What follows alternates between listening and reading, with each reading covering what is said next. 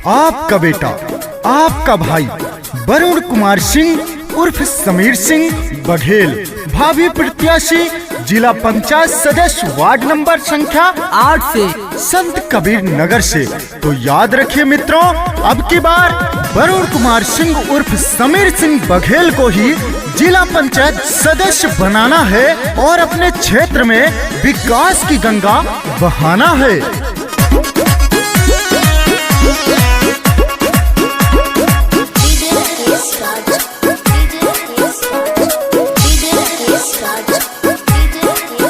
जिला पंचायत अपना बनाएंगे हम, समीर भैया को विजयी बनाएंगे हम।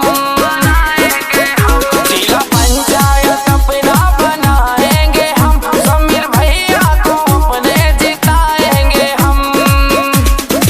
वार्ड नंबर 8 से, वार्ड नंबर 8 का किस्मत चमकाएंगे हम, समीर भैया को विजयी बनाएंगे हम। वार्ड नंबर 8 का किस्मत चमकाएंगे हम, समीर भैया को विजयी बनाएंगे हम।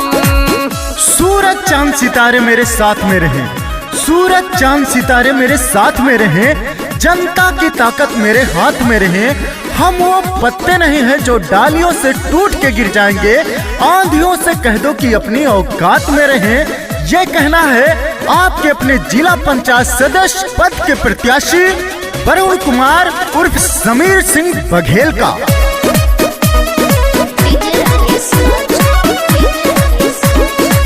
गाँव गाँव गली गली होगा विकास हो, समीर जी पूरा करिए जनता के आस हो। समीर जी पूरा करिए जनता के आस हो। गाँव गाँव गली गली होगा विकास हो, समीर जी पूरा करिए जनता के आस हो।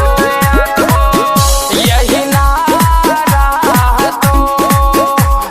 नारा तो अब की लगाएंगे हम, समीर भैया को विजयी बनाएंगे हम।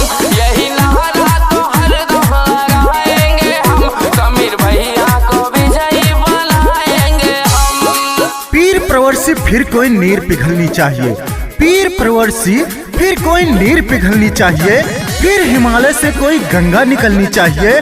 और वो गंगा बन के निकले हैं आपके अपने जिला पंचायत सदस्य पद के प्रत्याशी वरुण कुमार सिंह उर्फ समीर सिंह बघेल जी, जो कि हमेशा विकास की बात करते हैं, विकास की राह पे चलते हैं, गरीबों की पूरी मदद करते हैं। आपके अपने वरुण कुमार उर्फ समीर सिंह बघेल जी।